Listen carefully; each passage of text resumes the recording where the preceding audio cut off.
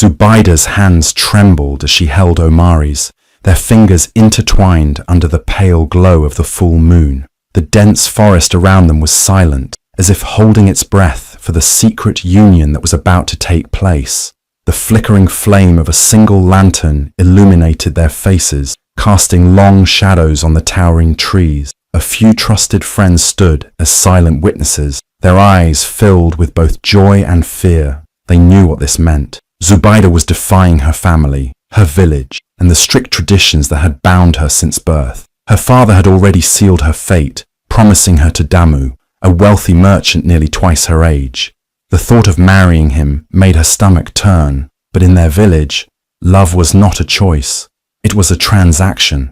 Damu had offered riches, security, and power, and that was all that mattered to her family. But Zubayda's heart belonged to Omari, the man she had loved since childhood. She would rather risk everything than live a life of emptiness. Omari's voice was steady as he spoke his vows. His dark eyes locked onto hers, filled with devotion. "I will protect you, always," he whispered, "no matter what comes." Zubayda's heart pounded as she whispered her vows in return, sealing their love in the presence of the night. In that moment, they were free. Nothing else mattered. No arranged marriage, no threats, no consequences. Just the two of them, bound together by love and defiance. But the wind howled through the trees, as if warning them. The shadows seemed to move, creeping closer. And in the distance, hidden behind the thick underbrush, unseen eyes watched their every move. The secret wedding that was meant to mark a new beginning would soon turn into something far more terrifying. The moment Zubayda whispered her final vow, sealing her love with Omari, a sharp sound cracked through the quiet night. Twigs snapping, footsteps crunching against dry leaves. Then came the glow, flickering torches appearing in the darkness, moving closer like fireflies with deadly intent. The hushed whispers of their trusted friends turned into gasps of fear. The wedding that was meant to be a secret had been discovered. Zubayda barely had time to turn before she heard the deep, furious voice of her father, Mzi Bakari. His presence alone sent a chill down her spine. His broad shoulders stiffened with rage, and his aged face, usually unreadable, was twisted with disgust. "Ungrateful daughter," he spat, his voice thick with disappointment. "You have brought shame upon this family." Behind him, the villagers gathered, their faces flickering in the firelight, eyes filled with judgment. But the worst of them all was Damu. He stood there in his fine embroidered robe, his posture rigid, his hands clenched into fists. His expression was not one of heartbreak or sadness, but cold, seething anger.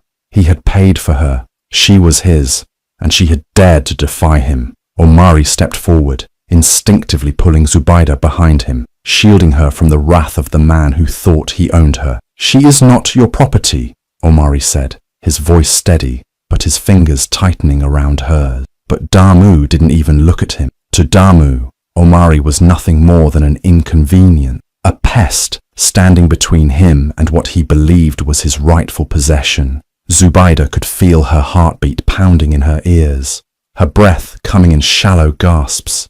This wasn't how tonight was supposed to go. She had imagined escaping with Omari, starting a life together far away from this village, away from the chains of tradition. But now she was trapped, surrounded, helpless. And then it happened. A sharp pain twisted inside her stomach, like fire spreading through her veins. Her breath caught in her throat. Her fingers turned ice cold. The world around her began to spin, the angry faces blurring into streaks of light and shadow. She tried to speak, but no words came out, only a strangled gasp. She reached for Omari, her fingers trembling, but her body no longer felt like her own. Her knees buckled, the strength draining from her limbs. The last thing she saw before her vision faded was the flickering torchlight reflecting off Damu's eyes, dark, empty, watching. And then everything went black. She never heard the screams of her friends, never saw Omari fall to his knees beside her, shaking her limp body, his voice breaking as he called her name. She didn't witness the twisted smile that played on Damu's lips as he watched her crumble, and she never saw her father step back, his expression unreadable, as if he had already decided that she was gone. Zubayda collapsed into the dirt, her wedding dress pooling around her like a wilted flower. The night that was supposed to be the start of her new life had turned into her end, but no one knew, no one suspected that she was still alive, that deep inside her failing body, her heart was still beating, weak, slow, but fighting. Because the poison that had been slipped into her drink wasn't meant to kill her, not yet. The night air was thick with sorrow, but not everyone grieved. Zubaydah's lifeless body lay motionless before the village healer, his wrinkled hands hovering over her still chest. He pressed his ear against her, waiting, listening, silence. No breath, no movement. The crowd surrounding them held their breath, waiting for the final word. Then, the old healer slowly straightened, his voice low and firm. "She is gone. It is the will of the ancestors." A murmur rippled through the villagers, some gasping, others shaking their heads, but no one questioned it. No one thought to check again. Death was final, and in their village, the dead had to be buried before sunrise, before restless spirits could take hold. Mzee Bakari stood over his daughter, his face a mask of stone. He did not weep. He did not waver. To him, Zubaydah had made her choice, and now the ancestors had made theirs. "Prepare the burial," he ordered. The villagers moved quickly. There was no time for mourning, no time for tears. A shallow grave was dug deep in the forest, away from the main village, away from where the ancestors would be disturbed. Wrapped in a simple white cloth, Zubaydah's body was lowered into the ground. The dirt fell in handfuls at first, then in heavy shovelfuls covering her face, her hands, her entire body. The sound of it was deafening, a final goodbye. And then, just like that, she was gone. Omari, bloody and broken, lay half-conscious near the riverbank, his body barely moving. His breath came in ragged gasps, pain stabbing through every inch of him. They had beaten him without mercy, their fists and kicks fueled by anger, by betrayal. He had tried to fight, tried to reach Zubaydah as she collapsed, but they tore him away. He had screamed her name, begged them to stop, but they silenced him with fists until darkness swallowed him whole. Now, barely able to lift his head, he could only watch as torches flickered in the distance, as the villagers disappeared into the night, leaving him there to die. He wanted to scream, to crawl, to fight, but his body refused to move. His love, his Zubaydah, was gone. But beneath the cold, damp earth, something was stirring, something that no one expected, because Zubaydah wasn't truly dead. Her heart was still beating, faint and slow, struggling against the weight of the dirt pressing down on her. The poison in her veins was wearing off, her body fighting its way back from the edge of death. And then, deep inside her grave, her fingers twitched. A crushing weight surrounded Zubaydah, suffocating her in complete darkness. At first, her mind refused to accept where she was. Everything felt heavy, her limbs, her chest, even her thoughts. A strange stillness clung to her, as if she had been trapped between life and death. Then, reality struck her like a thunderclap. Her eyes snapped open, but there was nothing but pitch-black emptiness. Her body jerked as she tried to move, but something held her down. Her hands trembled as she reached out, her fingers brushing against rough wood just inches from her face. A chill of terror crawled through her veins. She stretched her hands in every direction, but all she felt was the same wooden surface pressing in on her. Her breath hitched. Number. This couldn't be real. Then she tried to inhale deeply, but the air was thin. Each breath came in sharp, shallow gasps. Her heartbeat pounded like a drum, so loud it echoed inside her head. The pressure in her chest tightened as her body realized what her mind didn't want to believe. She was inside a coffin, underground. A strangled scream tore from her lips, but it went nowhere. The sound bounced back at her, muffled, swallowed by the suffocating earth above. She thrashed, her arms flailing in the tiny space, her nails raking against the wood. Splinters stabbed into her fingertips, but she didn't care. She clawed harder, desperate to break free, desperate to escape the grave that was never meant to hold her. Memories crashed into her like a wave. The secret wedding, the torches, her father's voice dripping with anger, Damu's cold, calculating eyes. And then, the dizziness, the burning in her throat, the weakness that had taken over her body. Poison. Someone had poisoned her, but not enough to kill her, just enough to make her appear dead. and they had buried her alive. Her stomach twisted with panic, bile rising in her throat. She couldn't die here. Not like this. She had to fight. She slammed her fists against the wooden lid with all her strength, pain exploding through her knuckles. Again. She had no idea how deep they had buried her, no idea if anyone could hear her, but she had to try. Her lungs burned as she sucked in what little air remained. The darkness felt heavier, pressing against her skin, wrapping around her like a death grip. She was running out of time. If she didn't break free soon, she wouldn't wake up again. Tears streamed down her face, mixing with the dirt and sweat. The silence around her was deafening, except for the frantic pounding of her heart.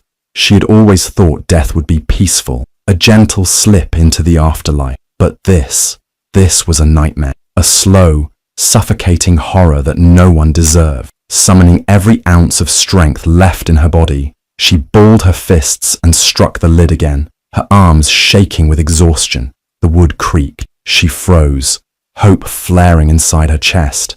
She hit it again. The wood groaned, shifting slightly. She wasn't buried too deep. The earth was loose. She could get out. With renewed determination, she pressed against the lid, pushing with all her might.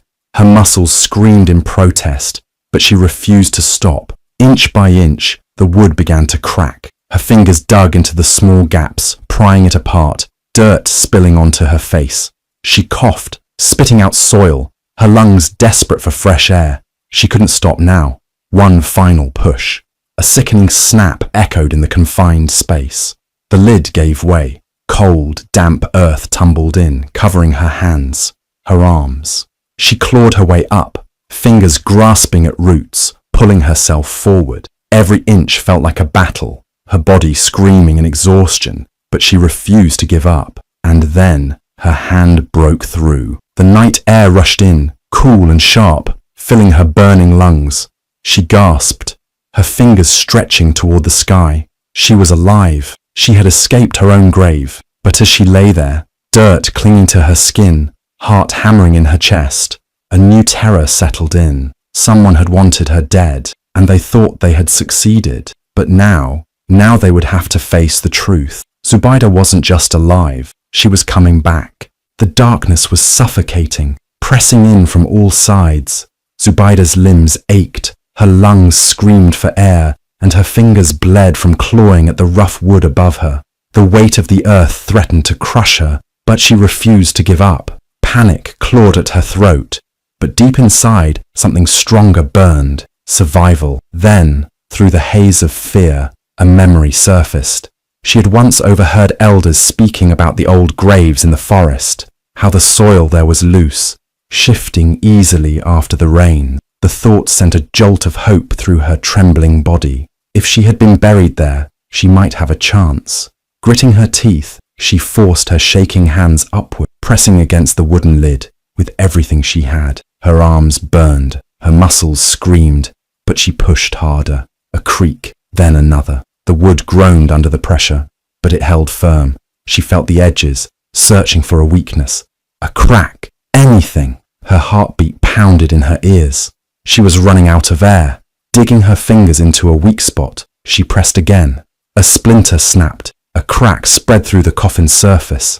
Encouraged, she shoved with all her might. Another snap. The wood shifted, bending under the weight of the loose dirt above. She dug her nails into the tiny openings, prying, tearing, forcing it apart. Then, suddenly, the coffin gave way. A rush of cold, damp earth tumbled onto her face, filling her mouth, her nose. She coughed violently, spitting out soil, but she didn't stop. She wriggled her fingers through the dirt, pushing, clawing, kicking. It felt endless, the weight of the world pressing down on her. But inch by inch, she fought her way upward. Her arms felt like lead, her body trembling from exhaustion, but then air.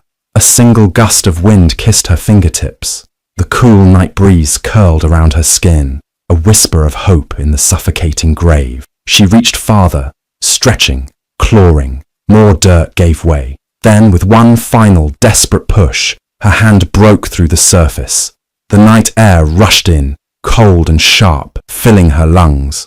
A strangled gasp escaped her lips as she dragged herself upward, her fingers digging into the loose soil, pulling, heaving. Her head broke through next, her face streaked with dirt and sweat. She coughed, her entire body convulsing from the effort, but she didn't stop. With one last agonizing pull, she emerged, collapsing onto the damp earth. The sky stretched above her, vast and endless, the stars twinkling like tiny lanterns in the dark. She lay there, chest rising and falling in ragged breaths, her body shaking from exhaustion. She was alive. She had escaped her own grave. But as she lay there, her fingers curling into the cold dirt, a new fear crept into her mind. Someone had done this to her, and they thought she was dead. But she wasn't. And now she was going to find out why.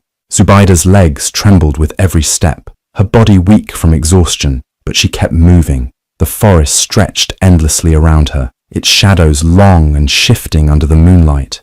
Every breath burned in her lungs. Every movement sent pain shooting through her limbs. But she pushed forward. She had survived something no one was meant to survive. She wasn't going to stop now. The village lights flickered in the distance, calling her home like a ghost returning from the dead. But she couldn't let anyone see her. Not yet. If they knew she was alive, they would try to finish what they started. She had to be careful. She had to know the truth. Staying hidden behind the huts, she crept along the outskirts of the village, her bare feet silent on the dusty ground. The voices of the villagers drifted through the air, hushed whispers, murmurs of sorrow, or perhaps relief at her supposed death. Then, through the chatter, she heard something that made her freeze, her sister's voice. Safina. Zubayda's heart clenched as she pressed herself against the wall of a hut, straining to listen. She was a fool, Safina whispered, her voice sharp. She thought she could love who she wanted and escape our family's duty. She had to pay the price. A man scoffed in response. Damu. His voice was unmistakable, deep, bitter, angry. She was mine. She had no right to defy me. Zubayda's hands curled into fists, rage bubbling beneath her exhaustion. Safina's voice was softer now, almost eager. It was the only way. If she had married you, she would have been miserable. She never loved you, but I do. Zubayda's stomach turned. A cold realization hit her like a blade to the chest. It had been Safina all along. Her own sister had poisoned her. Damu let out a low laugh, but there was no warmth in it. And now I have nothing. That dog Omari ruined everything. I should have killed him when I had the chance. Zubayda's breath caught. Omari. Was he still alive? Safina hesitated before answering. The villagers left him by the river, but he's strong. He might still be breathing. Damu's tone darkened. Then we finish it. He dies by sunrise. Zubayda felt her body tremble, not with fear, but with rage. They had taken everything from her, buried her alive, and now they wanted to take Omari too. But they didn't know one thing. She wasn't dead, and she wasn't going to let them win. The night was eerily silent, the kind of silence that felt unnatural, as if the entire village was holding its breath. A cold breeze slithered through the trees, rustling the dried leaves outside Safina's hut. She lay on her sleeping mat, her body tense, unable to shake the uneasiness creeping through her bones. The air felt heavier, pressing against her chest, making it difficult to breathe. Then, just as she turned onto her side, she heard it, a whisper, software. Distant, but unmistakable. Safina. Her entire body froze. Her heartbeat pounded against her ribs, her fingers clutching the thin blanket tightly. The voice was familiar, chillingly familiar. It couldn't be. It had to be a dream, a trick of her mind. But then it came again, closer this time. Safina. Why? Her hands flew to her mouth to stop the scream rising in her throat. It was Zubayda's voice. She had heard it every day of her life. The voice of her own sister. But Zubayda was dead, buried deep beneath the earth. This wasn't possible. Her eyes darted toward the entrance of her hut. Shadows flickered outside, shifting unnaturally. Her body trembled as she slowly backed against the wall. Was someone playing a cruel joke on her? Or was this something far worse? The whispers didn't stop. Across the village, Damu sat inside his hut, his hands wrapped around a clay cup of palm wine. He had spent the entire day ignoring the villagers' foolish whispers. The stories spread fast. superstition feeding their fear. Zubaydah's spirit has returned. It was nonsense. The dead did not return. He had made sure of that. He exhaled sharply, shaking his head, and reached for the ceremonial wedding robe he had prepared for the night that never happened. As soon as his fingers touched the fabric, he frowned.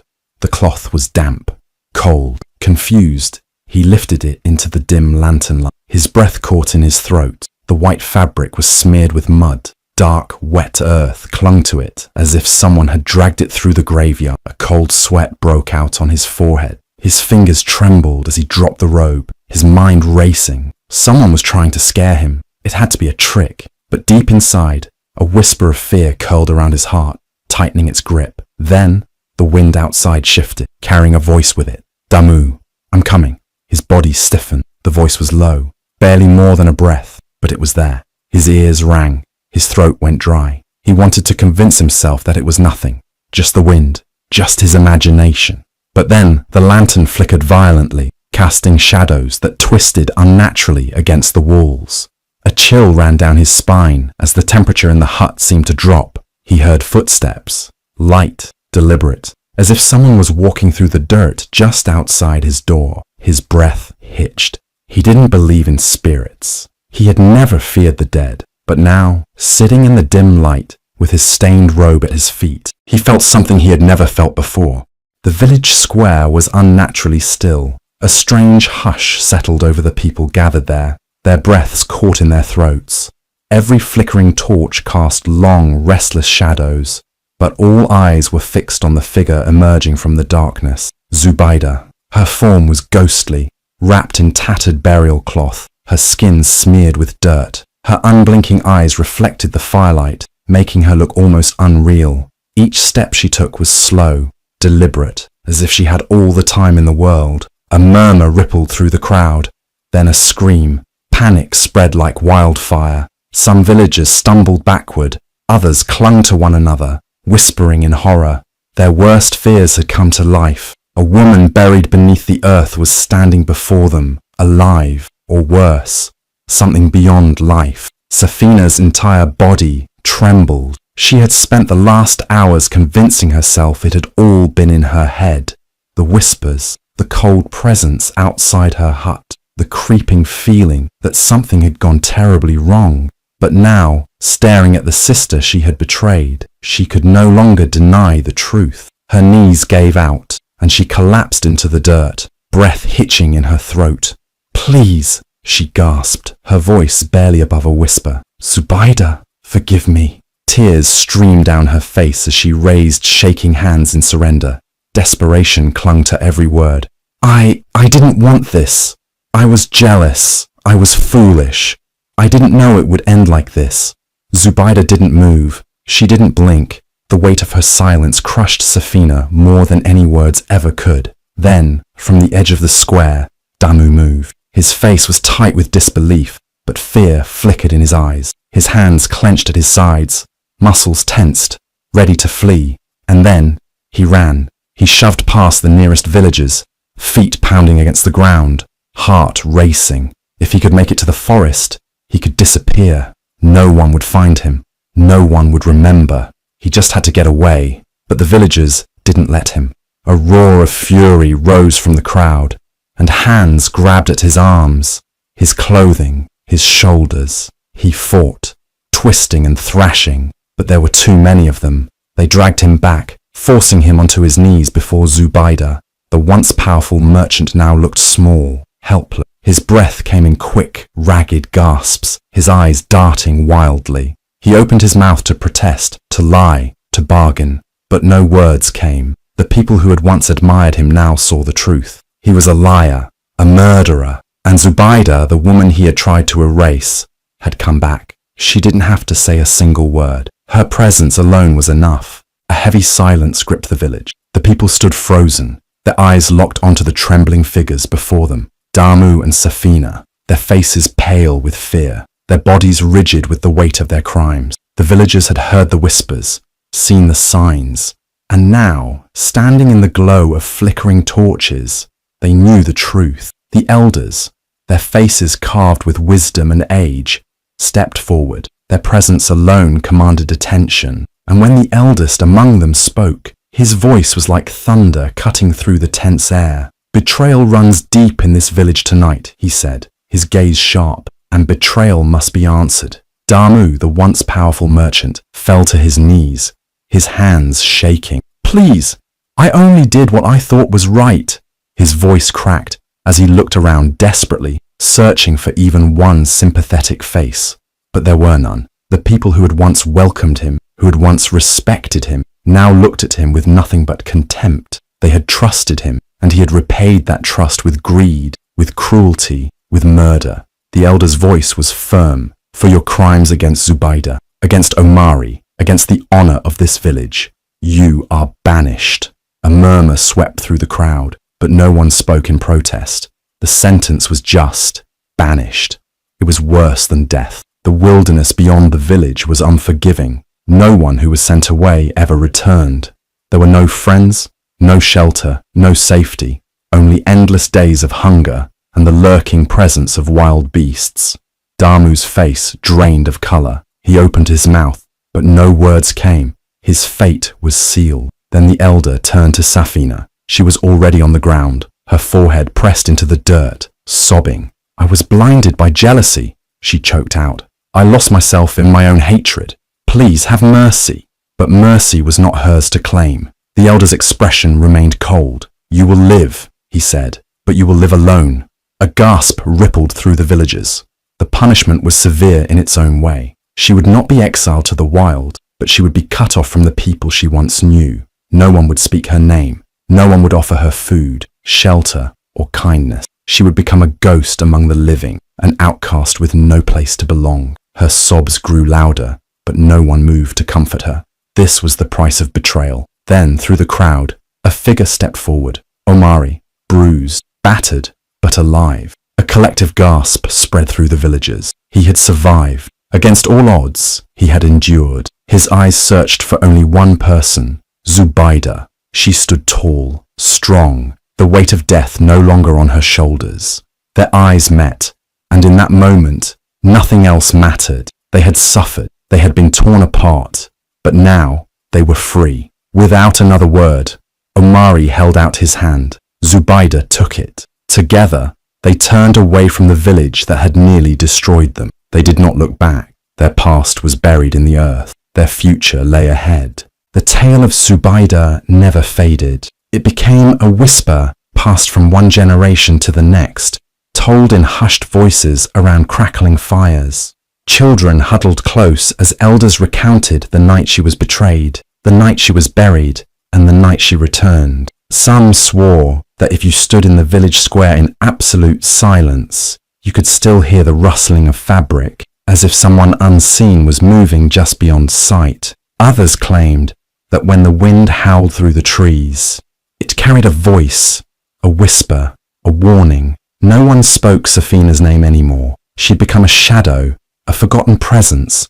Once part of the village, now she was nothing more than an outcast, cursed to walk alone. Some said she'd gone mad, jumping at every sound, fearing the dark, forever haunted by what she had done. Damu was never seen again. The wilderness swallowed him whole, and no one searched for him. Some believed he had been taken by the spirits of the land, punished for his cruelty. Others whispered that his fate had been worse, that he wandered endlessly, his mind unraveling, haunted by the woman he had tried to erase.